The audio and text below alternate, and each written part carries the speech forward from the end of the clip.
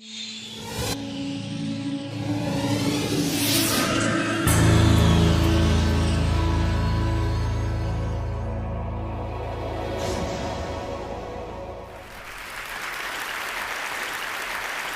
many of you are completely comfortable with calling yourselves a leader?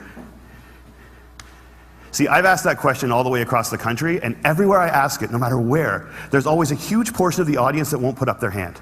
And I've come to realize that we have made leadership into something bigger than us. We made it into something beyond us. We made it about changing the world. And we've taken this title of leader and we treat it as if it's something that one day we're going to deserve. But to give it to ourselves right now means a level of arrogance or cockiness that we're not comfortable with. And I worry sometimes that we spend so much time celebrating amazing things that hardly anybody can do that we've convinced ourselves that those are the only things we're celebrating. And we start to devalue the things that we can do every day. And we start to take moments where we truly are a leader and we don't let ourselves take credit for it and we don't let ourselves feel good about it. And I've been lucky enough over the last 10 years to work with some amazing people who have helped me redefine leadership in a way that I think has made me happier. And with my short time today, I just want to share with you the one story that is probably most responsible for that redefinition. I went to a school on a little school called Mount Allison University in Sackville, New Brunswick. And on my last day there, a girl came up to me and she said, "I remember the first time that I met you." And then she told me a story that happened 4 years earlier. She said, "On my day before I started university, I was in the hotel room with my mom and my dad, and I was so scared and so convinced that I couldn't do this, that I wasn't ready for university, that I just burst into tears. And my mom and my dad were amazing. They were like, 'Look, we know you're scared, but let's just go tomorrow. Let's go to the first day, and if at any point you feel as if you can't do this, that's fine. Just tell us, we will take you home. We love you no matter what.'" And she said, so I went the next day and I was standing in line getting ready for registration, and I looked around and I just knew I couldn't do it. I knew I wasn't ready. I knew I had to quit. And she says, I made that decision, and as soon as I made it, there was this incredible feeling of peace that came over me. And I turned to my mom and my dad to tell them that we needed to go home, and just at that moment, you came out of the Student Union building wearing the stupidest hat I have ever seen in my life. It was awesome. And you had a big sign promoting Shinorama, which is Students Fighting Cystic Fibrosis, a charity I've worked with for years, and you had a bucket full of lollipops. And you were walking along and you were handing the lollipops out to people in line and talking about Shinorama. And all of a sudden, you got to me and you just stopped and you stared. It was creepy. This girl right here knows exactly what I'm talking about. And then you looked at the guy next to me and you smiled and you reached in your bucket, you pulled out a lollipop and you held it out to him. And you said, you need to give a lollipop to the beautiful woman standing next to you. And she said, I have never seen anyone get more embarrassed faster in my life. He turned beet red and he wouldn't even look at me. He just kind of held the lollipop out like this.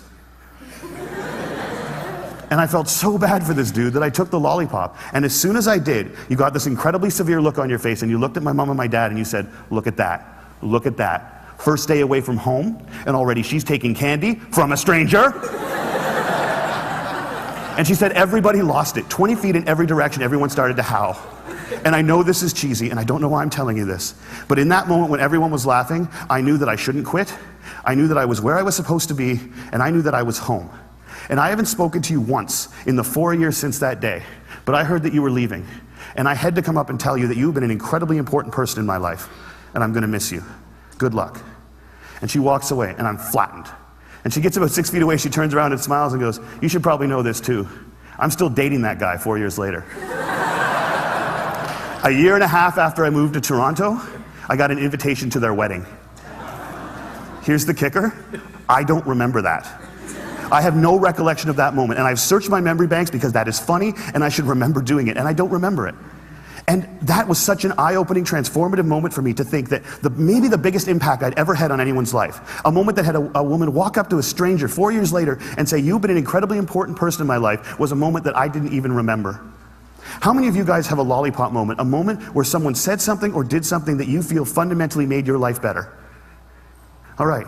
How many of you have told that person they did it? See, why not? We celebrate birthdays where all you have to do is not die for 365 days.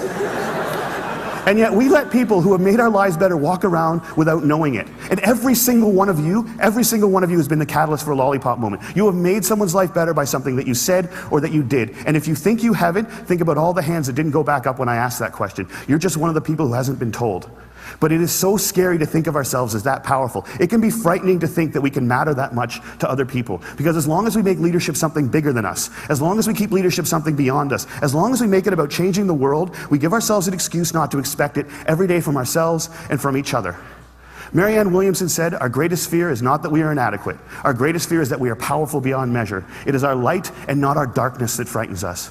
And my call to action today is that we need to get over that. We need to get over our fear of how extraordinarily powerful we can be in each other's lives. We need to get over it so we can move beyond it. And our little brothers and our little sisters, and one day our kids, or our kids right now, can watch us start to value the impact we can have on each other's lives more than money and power and titles and influence. We need to redefine leadership as being about lollipop moments. How many of them we create, how many of them we acknowledge, how many of them we pay forward, and how many of them we say thank you for. Because we've made leadership about changing the world, and there is no world. There's only 6 billion understandings of it. And if you change one person's understanding of it, one person's understanding of what they're capable of, one person's understanding of how much people care about them, one person's understanding of how powerful an agent for change they can be in this world, you've changed the whole thing. And if we can understand leadership like that, I think if we can redefine leadership like that, I think we can change everything. And it's a simple idea, but I don't think it's a small one. And I want to thank you all so much for letting me share it with you today.